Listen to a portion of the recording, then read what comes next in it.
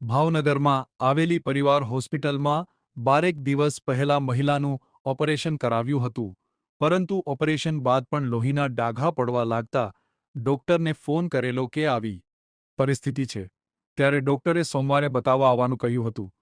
પણ એક દિવસ પહેલા રવિવારે બતાવ્યું હતું, ત્યારે ડોક્ટરે કહ્યું હતું કે આવું તો ચાલ્યા કરે, કંઈ તકલીફ નથી. આજે બપોરના સમયે એકદમ બલ્ડિંગ થઈ ગયું એટલે હોસ્પિટલમાં લાવવામાં આવેલ, જ્યાં સારવાર શરૂ કરવામાં આવી હતી. આ દરમિયાન અમને અંદર બોલાવી કહ્યું કે શ્વાસ પૂરતો મળતો નથી એટલે વેન્ટિલેટર ઉપર રાખ્યા છે.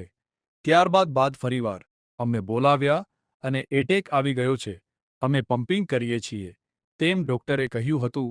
આ બધું ધતિંગ હોવાનું પરિવારના સભ્યે જણાવ્યું હતું અને અમારે પોલીસ ફરિયાદ કરવાની છે. ડોક્ટરની બેદરકારી હોવાનો આક્ષેપ પણ કરાયો હતો.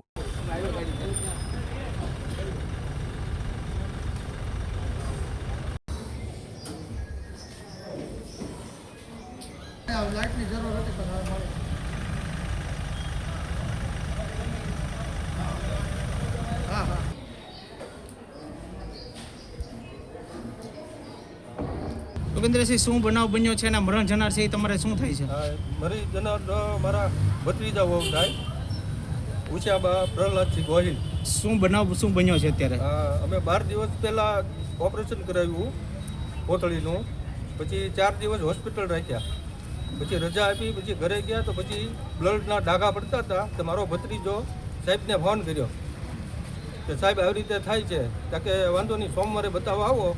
તો સોમવારની બદલે રવિવારે આવી ગયા, એક દિવસ વહેલા બતાવ્યું. ત્યારે કંઈ આવું તો હાઈલાત કરી કે કાંઈ તકલીફ નથી કે તમ તારે, એમ કરીને તપાસીને ઘરે મોકલી દીધા. અને આજે બપોરે 2 વાગે એકદમ બ્લડિંગ જ થઈ ગયું. શું નામ છે હોસ્પિટલનું? પરિવાર હોસ્પિટલ. કોણ ડોક્ટર છે, શું હોસ્પિટલ છે ને શું અત્યારે તમારી શું માંગ છે? મલય મકવાણા.